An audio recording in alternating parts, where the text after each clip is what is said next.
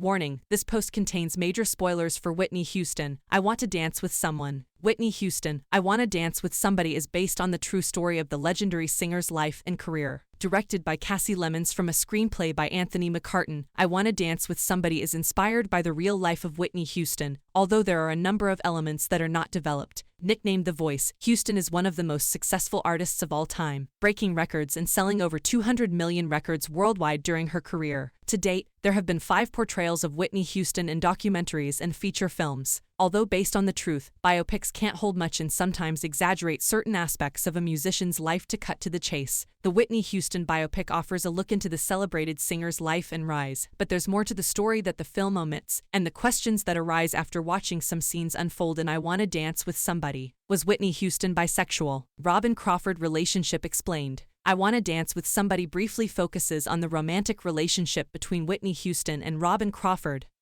who later becomes her creative director. In fact, Crawford confirmed that the pair were in an intimate relationship in her memoir, A Song for You, My Life with Whitney Houston, though Crawford told people that she and Houston haven't discussed putting labels on their relationship or each other. Crawford and Houston's romantic relationship only lasted 2 years and they lived together. However, Houston decided to end things between her and Crawford out of fear of what people would say and how it would affect their lives, especially after she landed a record deal. Crawford and the award-winning singer may have broken up romantically, but the pair have remained best friends for more than 2 decades, as documented by I Wanna Dance with Somebody. However, Crawford did draw boundaries between her and Houston in the early 2000s due to decisions Houston made in her personal life, including her continued addiction to drugs. Bobby Brown, Whitney Houston's ex-husband, also confirmed that Crawford and the singer were in a romantic relationship, and Brown says Houston's mother Sissy was against it and wanted to fire Crawford from her position as Houston's assistant, her job before she became creative director. She and, later, co-director of the Houston Company. Is Whitney Houston dating Jermaine Jackson? Whitney Houston reportedly dated Jermaine Jackson for a year, alluded to in I Wanna Dance with Somebody, and the pair were rumored to have had an affair while Jackson was still married to his then-wife Hazel Gordy. Although Jackson has never spoken about their relationship, her sister LaToya Jackson claimed during an appearance on The Talk that her brother admitted to having an affair. Whitney Houston's song Saving All My Love for You has also been claimed to be about Jermaine Jackson, although this has never been confirmed.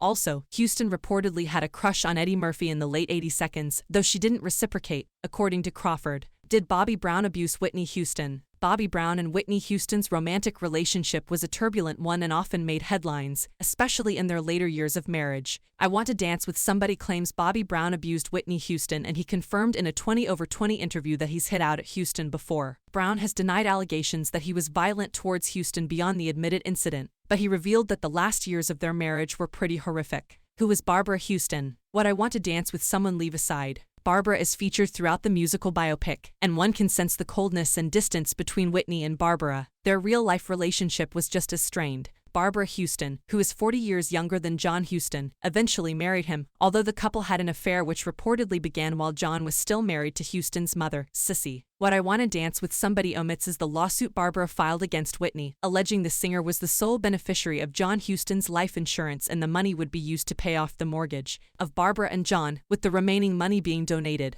to Beard. However, Whitney Houston has filed a counterclaim against her mother-in-law, claiming the singer's life insurance should pay back money her father borrowed from her years ago. In 2010, a judge ruled in Houston's favor, giving her ownership of Barbara's mortgage, meaning she could choose to foreclose on the house and leave nothing to her mother-in-law. The relationship between Whitney Houston and Barbara Houston was not good, and the horrific trial caused the singer to be scorned for her father's wife quite public. What really happened between Whitney Houston and her father? Whitney Houston's relationship with her father was complicated. John Houston became the singer's manager and CEO of her company, and I Wanna Dance with Somebody claims that Houston also borrowed money from his daughter, which was apparently one of the things that made their relationship worse, deteriorated over time. John Houston reportedly borrowed $723,000 from Whitney Houston in 1990, but it was the $100 million lawsuit he filed against the famous singer for breach of contract in 2002 that really shone a light on their tumultuous relationship. The lawsuit alleged that Whitney Houston failed to pay John or his company for services they provided to her, such as assisting her with legal capacity after she was arrested with drugs in Hawaii, and conditions on its 100th anniversary negotiated a $1 million